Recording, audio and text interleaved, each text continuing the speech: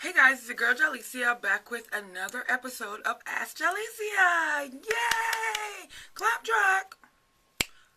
Okay. I know it's been ages since we did the Ask Jahlicia, but today I'm going to talk about cornrowing. I'm going to show you guys how to cornrow your locks or braid or however you want to say it, but I'm from the Virgin Islands, so we call it guinea.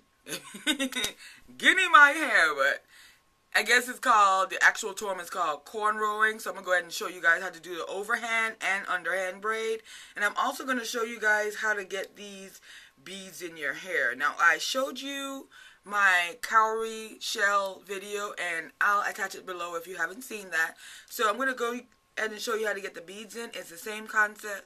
It's super easy. It's just something that once I show you, you're going to be like, oh, why didn't I think of that? You know? Anyway, so if you're interested in how I braid or how to put beads in, stay tuned. Alright, so I'm just quickly showing you how I sectioned off the front of my hair. And I'm going to be starting first by showing you how I do a single braid, so you can kind of get your hands in the format of how you're going to be braiding. We're doing an under braid first, and I'm going to go ahead and slow it down so you can see my hand positioning. This is a single braid, but this is how you're going to have your hands positioned. Alright, now as you see here, you start with 3 sections of hair, and you just switch left to right, right to left, left to right, right to left. And I hope you're seeing that here. The only difference between doing a single braid and an actual cornrow is that you're picking up the hair, and I'm going to show you in the next clip coming up now. So you see, that's a single braid done there. Alright, now to do the actual cornrow, we're doing the same concept, left to right, right to left, but what we're going to be doing, I'm showing you right here, is we're going to be picking up additional hair from in the back. So you see my finger? I'm using that finger to swoop the hair on the bottom. Then I'm going left to right, swoop some hair on the bottom, right to left.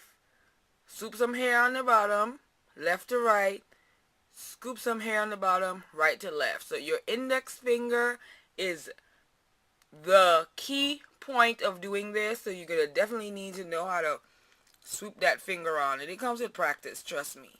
Now here is a close-up version. See, you have the 3 sections. We're going to swoop that over. Left to right. I slowed it down so you guys can see. So I apologize if this makes you feel like clear eyes for bright eyes. Anyway, so we're going left to right. You see that finger I'm pointing right there? I'm scooping the hair out. Boom. Then we're going to go right to left. Alright there, and watch that finger, I'm going to stick it up, and then scoop the hair under there. Boom. And it's called our under braid because the braid is under the hair, as you can see. But with your hands, you're over braiding so that the hair can go under. I know it sounds confusing, but it's really rather easy. So again, you just have to get your hands accustomed to the motion and get your index finger right there accustomed to scooping up the hair. Now, after this, we're moving on to regular cornrow where the braid is going to be sitting on the top of the head. Alright? Boom.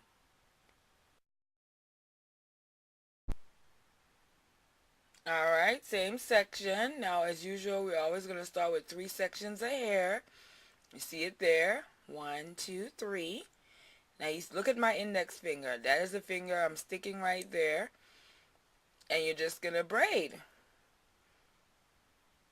Now, pay attention to my index finger. Again, this is slowed down for you to really watch the hand movement. So it's very important that you watch it. See that finger wiggling? Pay attention to it. That finger is going to show you how to scoop the hair up. This is a regular cornrow we're doing here on locks, and this is how you cornrow any kind of hair. Loose hair, curly hair, blah, blah, blah. Alright, so watch that index finger. Wiggle it. Then scoop the hair. When I'm wiggling it, that's when I'm scooping the locks in the back of it. Alright? Okay. Close up time. Make sure that you always keep that finger sticking out because that's the finger you're needing to scoop the hair. And if you don't put your finger that way, you won't be picking up any hair. And when you lift it up, it'll be a single braid with just the 3 locks in the front going back. Okay, trust me, I had to learn the hard way. This is not something that I learned overnight. Once you get the hang of it, you're going to realize it's super easy.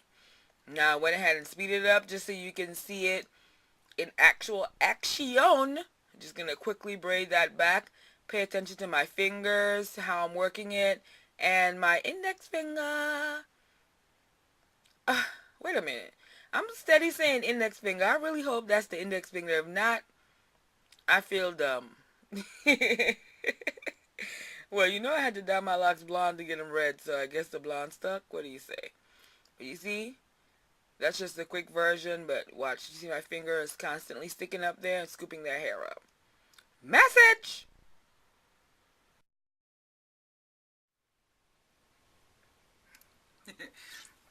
Alright, so that's just a quickie lesson on how I braid. I hope that was helpful. If you don't understand it, you know what to do. Leave your questions down below and I will try to elaborate more. Now we're going to talk about beads, and more beads. Okay? Alright, so now we're going to talk about beads. First, let me show you guys what my actual bead looks like. This is it right here. Can you even see that? But it has a hole in between, and that's where you slide the lock through. Ooh, girl, just a regular hairpin. Right? Alright. Take the hairpin. Right? Like this. I think this is how I showed you how to do the cowrie shell too. I told you I did the same concept. Alright. It's not through my lock, but you could put it through. It really won't do that much damage. You bend the middle. Stick the hairpin through the lock. And then you pull it through, and then you know your hair. See that? Your hair's through it.